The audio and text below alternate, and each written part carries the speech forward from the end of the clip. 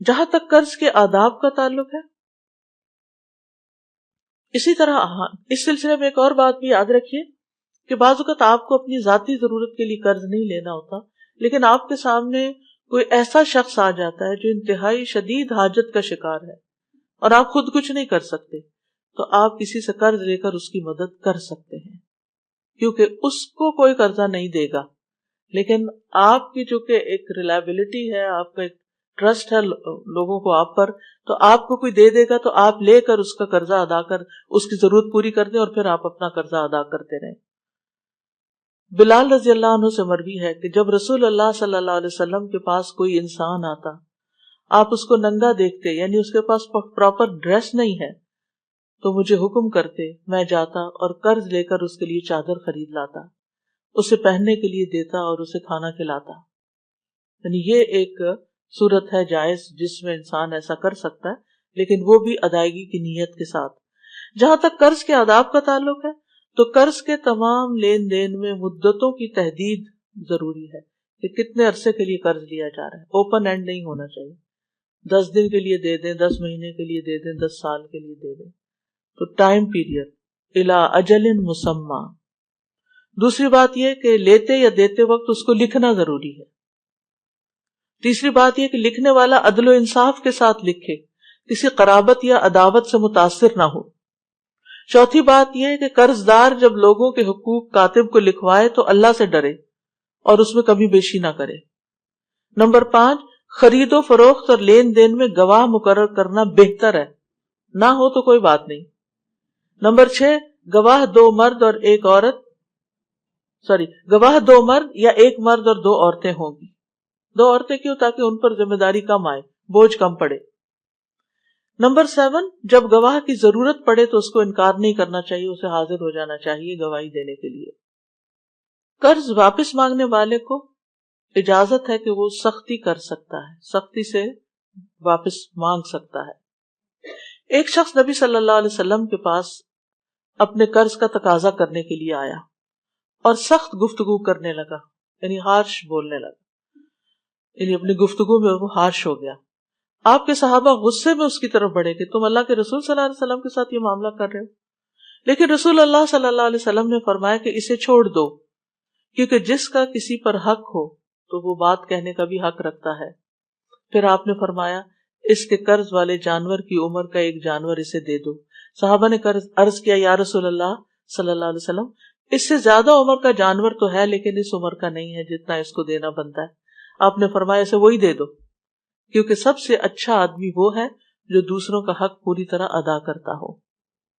لیکن اگر کسی کے پاس مال ہے اور وہ قرض دینے میں ٹال مٹول کر رہا ہے، جان بوجھ کے نہیں دے رہا کہ میں تھوڑا اور انجوائے کر لوں کسی اور کے مال سے، تو یہ انتہائی غلط ہے۔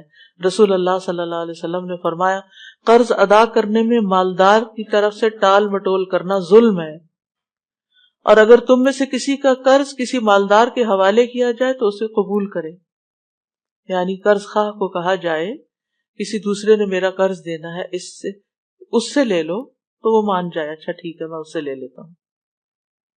قرض ادا کرنے کی قدرت ہونے کے باوجود اگر کوئی ٹال مٹول کرے تو سزا بھی دی جا سکتی ہے۔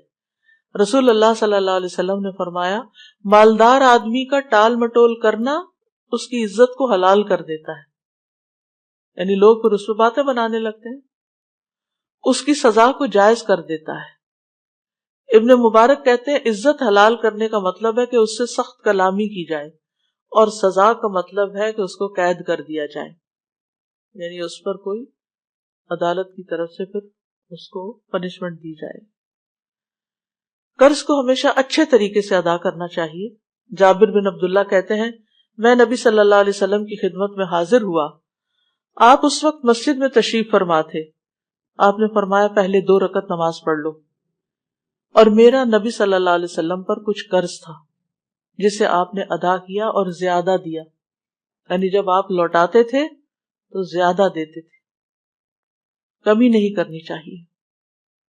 جس کا قرض دینا ہو اس کو ہدیہ نہیں دینا چاہیے، یعنی آپ اس کو گفٹ نہیں دے سکتے۔ مثلاً آپ نے کسی سے قرضہ لیا، قرضہ لوٹانے کی بجائے آپ اس کو گفٹ دے رہے ہیں، یہ درست نہیں، یہ رشوت بنتی ہے۔ سعید بن ابی بردہ اپنے والد سے روایت کرتے ہیں کہ میں مدینہ آیا تو میں نے عبداللہ بن سلام رضی اللہ عنہ سے ملاقات کی۔ انہوں نے کہا آؤ میں تمہیں ستو اور کھجور کھلاؤں گا، اور تم ایک مکان میں داخل ہوگے جس میں رسول اللہ صلی اللہ علیہ وسلم بھی تشریف لے گئے تھے۔ پھر آپ نے فرمایا، یعنی کہ رسول اللہ صلی اللہ علیہ وسلم نے فرمایا، یعنی حدیث سنائی، تمہارا قیام ایک ایسے ملک میں ہے جہاں سودی معاملات بہت عام ہیں۔ اگر تمہارا کسی شخص پر کوئی حق ہو اور پھر وہ تمہیں ایک تن کے یا جو کے دانے یا گھاس کے برابر بھی ہدیہ دے، اسے قبول نہ کرنا، کیونکہ یہ سود ہوگا، رشوت کہہ دیتا ہے، سود ہوگا، یعنی جس سے قرضہ لیا ہوا ہو اس کو گفٹ دینا سود بنتا ہے۔ اسی طرح ہمارا دین ہمیں یہ بھی سکھاتا ہے کہ کسی کے قرضے کی ذمہ داری لے لی جائے۔ کسی غریب نے قرضہ لیا، وہ نہیں ادا کر پا رہا، تو اس کی طرف سے ادا کر دیا جائے۔ مقدام کندی سے مروی ہے، وہ کہتے ہیں کہ رسول اللہ صلی اللہ علیہ وسلم نے فرمایا، ہر مومن کے لیے اس کی اپنی ذات سے بھی زیادہ میں قریب ہوں۔